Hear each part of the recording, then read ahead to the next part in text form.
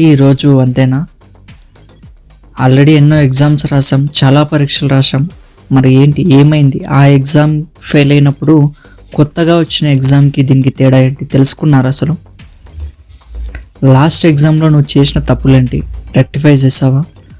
ఉదయం లేచామా, ఏదో బుక్ పట్టుకున్నామా, ఆ బుక్ మనకు పనికొస్తుందా ఎగ్జామ్లో లేదా అని ఎప్పుడైనా ఆలోచించావా?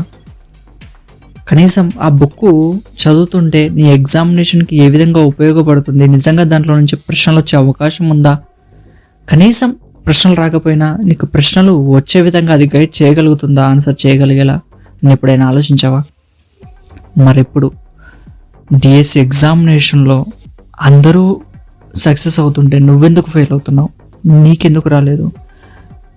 నీ కష్టంలో ఏమైనా లోపం ఉందా, లేదా నీ ప్రిపరేషన్లోనే లోపం ఉందా? ఎందుకోసం ఎప్పుడైనా ఆలోచించావా? ఈసారి ఆలోచించు. ఇదే నీకు లాస్ట్ డిఎస్సి. మళ్ళీ రాదు, మళ్ళీ రాదు, మళ్ళీ రాదు. వచ్చినా ఇంకెప్పుడు అంతవరకు వెయిట్ చేసి మళ్ళీ వస్తుందేమో అని ఎదురు చూసే ఆలోచనలు నీకుంటేనే లైట్ తీసుకో. ఇదే నీకు చివరి డిఎస్సి. గుర్తుంచుకో, నువ్వు దేనికోసం ప్రిపేర్ అవుతున్నావు, అది నువ్వు చేరగలిగే విధంగా నీ ప్రిపరేషన్ ఉందా లేదా, అది నువ్వు చూసుకో. అదే ఇంపార్టెంట్. నువ్వు ఎంత చదివావు, ఎన్ని గంటలు చదివావు ఎవ్వడు అడగడు. నీకు జాబ్ వచ్చిందా లేదా, అది మాత్రమే అడుగుతారు. 2 గంటల, 3 గంటల, 4 గంటల, 5 గంటల, 12 గంటల, నువ్వు ఎన్ని గంటలు చదివితే ఎవడికి లాభం? నీకు జాబ్ వచ్చిందా లేదా, అదే అవసరం అందరికీ. నీకు అదే అవసరం. నువ్వు చదివితే నీకు జీతం ఏమి ఇవ్వరు కదా.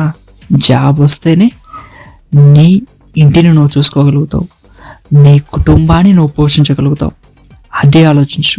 సో జాబ్ తెచ్చుకునేలా చదువు. మరి ఏ విధంగా చదవాలి, ఏ విధంగా చదవాలని ఎవరు చెప్పాలి నీకు? ఎవరు చెప్తే నీకు అర్థమవుతుంది అది? నువ్వు ఎగ్జామ్ రాయలేదా? ఎగ్జామ్లో ప్రశ్నలు ఏ విధంగా అడుగుతున్నారో నీకు తెలియదా?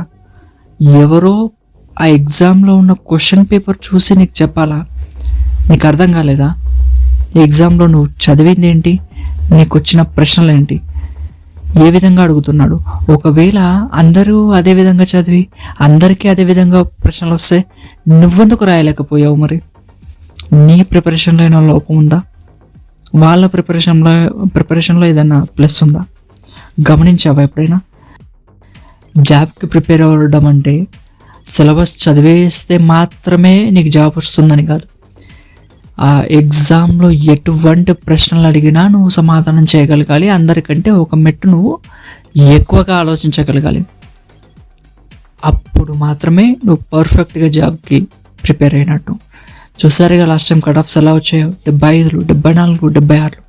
సో ఇంత రేంజ్లో కట్ ఆఫ్లు వచ్చినప్పుడు మరి నువ్వెలా చదవాలి? అందరు ఎలా ఉన్నారు? ఆ డిఫరెన్స్ నువ్వు గుర్తించాలి.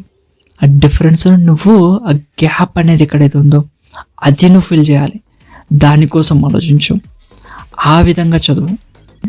ఏ విధంగా చదవాలనేది ఎవరూ చెప్పరు. సో నువ్వు మాత్రమే ఆలోచించగలుగుతావు, నువ్వు మాత్రమే దానికి సొల్యూషన్ వెతకగలుగుతావు. నీ లోపాలు ఏంటో నీకు తెలుసు, నీ స్ట్రెంగ్త్ ఏంటో నీకు తెలుసు. నీ స్ట్రెంగ్త్ని ఎగ్జామ్ కోసం వాడు. నీ లోపాలని సరిదిద్దుకునేలా ప్రయత్నించి, సరిదిద్దుకోలేకపోయావా, దానికి బైపాస్ ఏముంటుందో ఆలోచించు. మొత్తం మీద నువ్వు జాబ్లో ఉండాలి. అదే నీకు, నీ కుటుంబానికి అవసరం. గుర్తుంచుకో, అవకాశాలు ఎప్పుడూ నీ దగ్గరికి రావు. ఈసారి వచ్చిన అవకాశాన్ని వదిలేస్తావా, అలాగే మిగిలిపోతావు ఒక నిరుద్యోగిలా, ఎందుకు పనికిరాని వాళ్ళ. సో నువ్వు సాధించగలిగింది నువ్వు సాధించినప్పుడే అందరూ నీకు విలువిస్తారు. ఇది మాత్రం గుర్తుంచుకో. సో మీ ప్రిపరేషన్లో నా వంతు సాయం నేను చేస్తాను. మీరు మీకు ఏది ఉపయోగపడుతుందో ఆ దాని గురించి ఆలోచించండి. చదవడం కొన్ని రోజులు ఆపేయండి కంప్లీట్గా చదవడం. నీ బలాబలాలేంటి అవి గుర్తించు ఫస్ట్. ఎగ్జామ్ ప్యాటర్న్ ఏంటి అది గుర్తించు ఫస్ట్. నీకు ఉపయోగపడే విధంగా నెక్స్ట్ వీడియోలు నేను చేస్తాను. సో రెడీగా ఉండండి. ఇప్పటి నుంచి నీ ప్రిపరేషన్ స్టైల్ని మార్చే అవసరం, టైం వచ్చింది. ఇప్పుడే మేల్కో. రైట్, ఉంటా. Thank you.